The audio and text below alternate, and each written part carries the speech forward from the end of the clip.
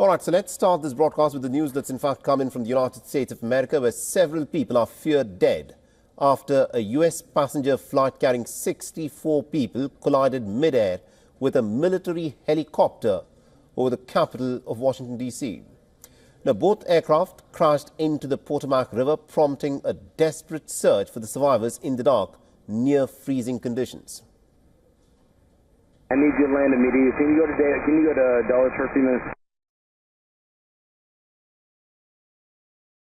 Austin 7, proceed due westbound. Contact Dulles Tower 120.1. The plane in question, the American Airlines Flight 5342, had 60 passengers and 4 crew members on board. The American Airlines, whose subsidiary, the PSA Airlines, operated the Bombardier regional jet, said that there were at least about 60 passengers and 4 crew members on board the aircraft. The plane, a CRJ 700, was approaching the Reagan National Airport where the collision happened. The air traffic control tower asked the pilot of the U.S. Army helicopter whether he had the jet inside.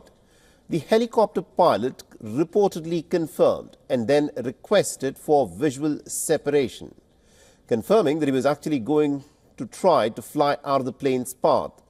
However, seconds later, both aircraft collided at an altitude of over 300 feet above the Potomac River. A U.S. Army official said that the helicopter involved was a Black Hawk carrying 3 personnel. A separate military spokesperson said in a statement that they had been on a training flight out of the Davison Army Airfield in Fort Belvoir. Now, according to the U.S. media, more than a dozen bodies have been recovered so far. The Texas Senator Ted Cruz earlier said on social media, and I quote him here, "We know there are fatalities." A massive emergency response is underway in D.C.'s Potomac River. All takeoffs and landings have been halted at the Reagan National Airport. Washington's police has said that multiple agencies are responding to the crash. The American Airlines has also issued a hotline for the family members and loved ones of those on board the passenger jet. The President Donald Trump has issued a statement saying that he's been fully briefed on the terrible and tragic incident. He thanked the first responders and said that he's monitoring the situation and will provide more details as they arise.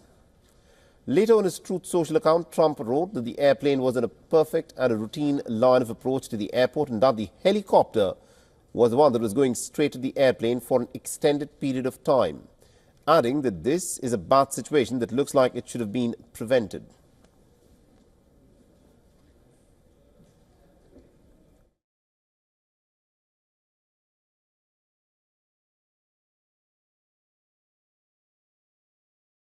The NTSB has said that it's sending a crew here to Washington overnight, and the CEO of American Airlines, whose aircraft was involved in this collision, says that he's also headed here to Washington, and that American Airlines is sending its own care crew to assist in whatever way they can. For all the latest news, download the WION app and subscribe to our YouTube channel.